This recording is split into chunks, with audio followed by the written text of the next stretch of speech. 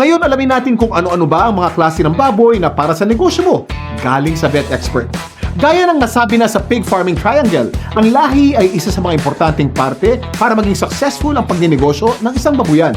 Base sa pananaliksik, ang 30% ng tagumpay ng isang babuyan ay galing sa genetic potential, kaya kinakailangan nating pumili ng lahi na aangkop sa sistema ng ating operasyon at pag-aalaga. Maraming lahi ang mga baboy, pero karaniwan na ang ginagamit bilang inahin ang landrace at ang large white o pinaghahalo ang dalawang lahi na ito upang maging F1. Ang mga ganitong klase ng mga inahin ay may superior mothering ability.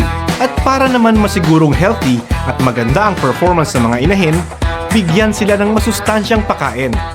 Ang Mama Pro Developer ay pinapakain sa mga buntis na inahin, samantalang ang Mama Pro Milk Maker ang binibigay sa mga nagpapasusong inahin. Kapag sila ay dumalaga pa lamang at hinahanda upang maging inahin, pinaghahalo ang Mama Pro Developer at Milk Maker sa 50-50 ratio para masigurong maganda ang development nila. Pagkatapos manganak ng mga inahin, dapat masiguro naman ang tamang pagpapalaki ng mga biik.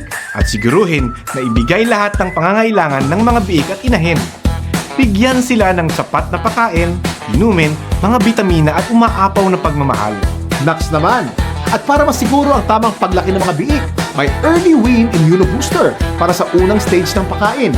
Ibinibigay ito habang sila'y sumususo pa lamang hanggang 1 linggo ng pagkawalay.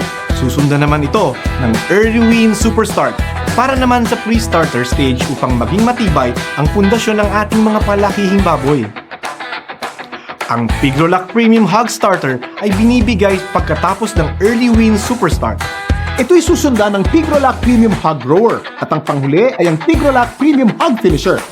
Ang mga feeds na ito'y karaniwang pinapakain ng tig-1 buwan, ngunit maaari pa rin mag-adjust depende sa nag-aalaga. Mas mainam na ad libitum o walang sawang pagpapakain ang paraan ng pagpapakain sa starter stage.